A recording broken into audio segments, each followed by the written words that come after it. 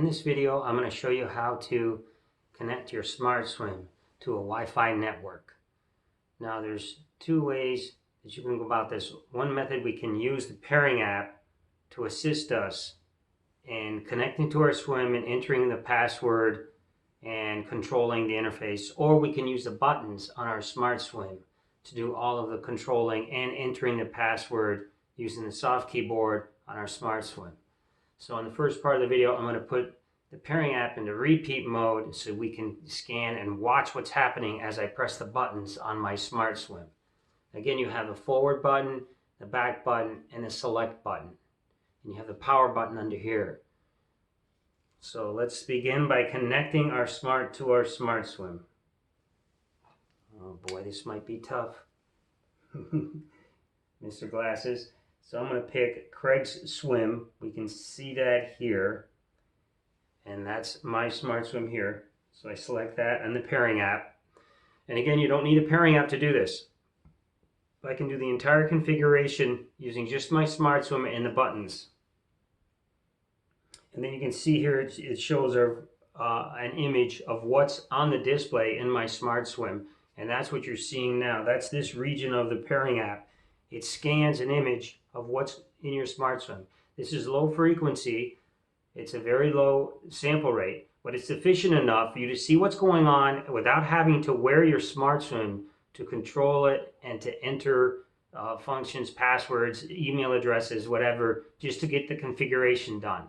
Once you enter your network name and password, it remembers that, and you can have many networks in there, other networks that you might be interacting with during the day or whatever with your SmartSwim that can be entered in there, and they will all be remembered, and the system will automatically connect to the one that's available at the time. Okay, so let's begin here. We're connected and paired, so I'm going to turn repeat command on here. You'll see that, and then I'm going to hit the snap button, which says take a snapshot. So it's going to repeatedly take a snapshot and show us what I'm doing as I navigate and configure the network just using my SmartSwim. I'm not going to use the pairing app. I can slide, select, tap, and control the features of each app, but I'm not going to do that initially. So let's begin with my SmartSwim on. And this way I can show you don't need the pairing app to make this work. The system runs independent of your cell phone.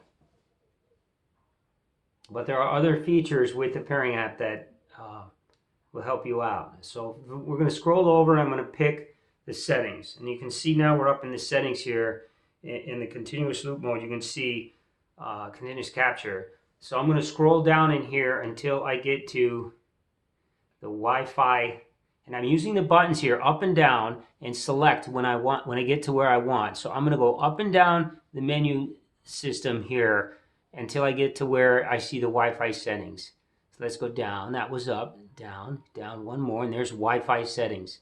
So I'm going to select the Wi-Fi settings, and these are all Android Wi-Fi settings, Android settings, and the Android OS. So now it's waiting for us to turn on Wi-Fi. You see it's turned off. Now keep in mind, when you turn on the Wi-Fi network, it's going to consume power.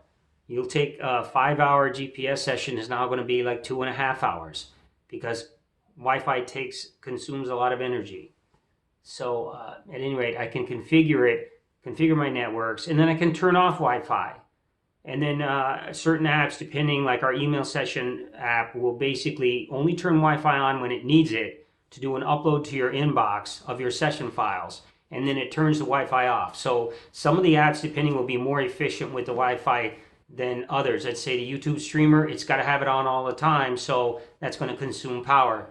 But 2 hours, you get through a training session with that. So anyway, at any rate, if you look here, you can see already it's detected. It has does an initial scan when we turn the Wi-Fi system on, and you can see it's detecting our home network here. Okay, and I just accidentally tapped the display and I turned it off. So I'm going to tap the display again here and turn it back on. So I accidentally tapped it. But if you tap the display, it's like pressing select. I can do the same thing here. I'm going to press select. It turns it off. You see that? And then I'm going to press select again. And it's turn the Wi-Fi system back on. And then give it a few moments. And there you see our network waiting for us to configure it and set it up. So now I'm going to press the arrow the button up and down here. So I'm going to go down since I already see it and it's scanned. But you can see options here to rescan and manually type in the network. So I see my network there, and if your network's active, it should see it in the list. So we're going to select our home network, like so, and it immediately pops up the credentials. So now I need to enter the password. To do this, and my goggles might start fogging because we are inside and they're on my face and things are warming up. So this will be another detail here. But at any rate, I'm going to press select now. I'm on the edit box. You can see the edit box there. Okay, and that's asking us to enter the password, but we have to select into it. When I select once, you see the soft keyboard shows up. So now I'm going to scroll the soft keyboard and pick the letters, numbers, whatever of my password. And then we're going to dismiss the soft keyboard, and then we're going to go down one and hit the connect button. So it might take a little bit of getting used to, but it's doable here. So let me scroll over, and I use the buttons here forward and backward to select the character I want. So I move over to the caps key. I hit this guy once. You notice you see the Z is a capital Z now. So I'm going to go over here, type in our password. And now that goes, once I get that first cap, it goes back to lowercase. You can double press to get the cap lock to stay on. But we only needed it for the first character. Let's make sure I can see.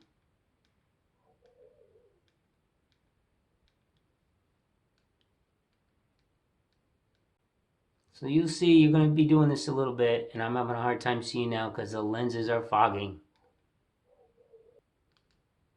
And now if you want the numbers on the keyboard, I'm going to long press the forward button while the soft keyboard is displayed. And if I long press, you'll see it turns into numbers. So now I need numbers in my password. If I long press again, it goes from numbers. Now you have special characters, the @ sign and the pound sign, and there's other characters there you can see. Right? So I'm going to long press again, and then it goes back to letters. So I'm going to long press one more time to get the numbers up.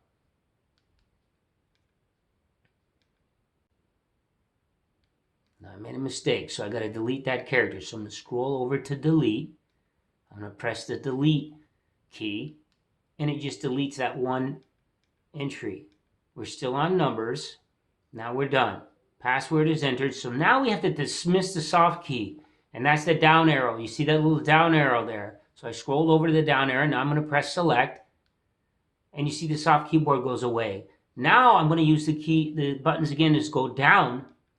I press the up button and it goes down one to the connect box. You see it's highlighted in blue there. Now I'm going to press select. It says connect. Now you watch and you can see it's going through the authorization process, and it might take a little bit of time. And then all of a sudden you'll get obtaining IP address, and then it will say connected. So now we're connected to our Wi-Fi, so I can dismiss this, I can exit out. So I press and hold the select button right here, the back button there, press and hold select, and it exits the settings. Now I'm back at the carousel. I now have a Wi-Fi connected, and you can see in the upper right-hand corner, there's a tiny little icon up there that represents your Wi-Fi connection and your signal strength. Okay, but remember, we're consuming power. So we want to probably turn that off, or only use the Wi-Fi when we have to or want to, or if we're streaming, YouTube streaming videos, and that's how we want to swim. Maybe it's an hour-and-a-half session, an hour session. That's a long session. Okay, so this is how we do configuration without using the pairing app. And that's done. So now I'm going to show you quickly one more time. I'm going to bring this interface up, and I'm going to use the pairing app here to enter the password. And I'll show you how that's done. So let's go back into the Wi-Fi settings. And here we are. There's our Wi-Fi, and it's turned on. So I'm just going to quickly turn it off. You see it's turned off. Now I'm going to turn it on by pressing select. You see I press select. I turn the Wi-Fi on. You'll see it sees it there. And initially it might not be connected, so it's going to obtain an IP address. And if you keep waiting and watching, then it'll say connected, and there's your signal strength. So it takes a little bit of time. And the first time you're scanning for your home network, very first time, might take a couple of minutes even for it to detect and list it there as a valid network. Now, what I want to do is I'm going to go down to the Wi-Fi network, which is configured. I press select. I go down here and forget. So let's go down and we're going to say forget. When you say forget, it means everything we just typed in, password and all, has to be re-entered, our credentials here. So let's go down. We're already highlighted because it's the only network we have. So we'll press select again. I scroll down and select again. Now it's looking for the password. So rather than bring up the keyboard, and since our pairing app is already connected, now I'm going to need to put my glasses on for this to see with the pairing app. And since I don't need my SmartSwim even on, since we're using the pairing app, I'll just take my SmartSwim off. I'll set it down. Maybe it's on the counter, what have you. And then I'm going to use the pairing app. And I'm going to say, okay, let's turn off repeat mode. There. And you can see the pairing app there is connected. It's waiting for passwords. So I'm going to press the keys button here. You see keys? And it's, oh look, it's already on password. So we're going to delete that out. And I'm going to type in our password. This 9 blah blah blah blah. This, so numbers. You see numbers in there. Letters. No, not valid. Boom. Done. There's my password, which it really isn't here because in this case it won't connect properly. But you'll get the idea. When the password is correct, I'm going to say go. I hit done. When I hit done, it sends the password down there. Now you can't see it here yet, but I'm going to hit snap again. Oh, and there it is. You notice the password is now filled up in the box. So now I want to go down and say connect. So if I slide to the right, it's going to go down to the connect box. Let's do that. We slide to the right. And there you can see connect is highlighted. So now all we have to do is press select. To do that, I'm going to tap on the center of the screen. Boom. You see it says busy there on the pairing app. So you can see some advantages of the pairing app is I don't need to have the SmartSwim on. And I can see what's going on. It's a low frequency sampling thing going on here. You're not going to get high frame rates. This is not screencast. Okay, but you don't need it for that. Once you get things configured, it takes a little bit of extra time, maybe another minute or so, but you'll never do it again. This is one of those things. Once you get your network configured, it's done.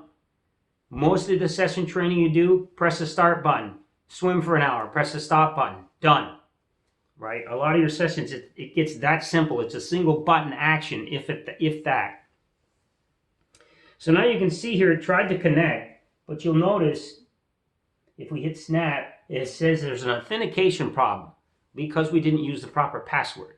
You get your password right, it'll connect just like it connected in the previous process I just showed you using the buttons themselves.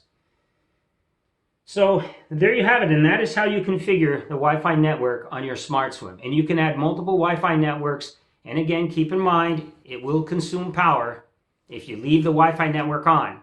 So you want to always be sure before you go to your session that your SmartSwim is fully charged the 3.5 hours.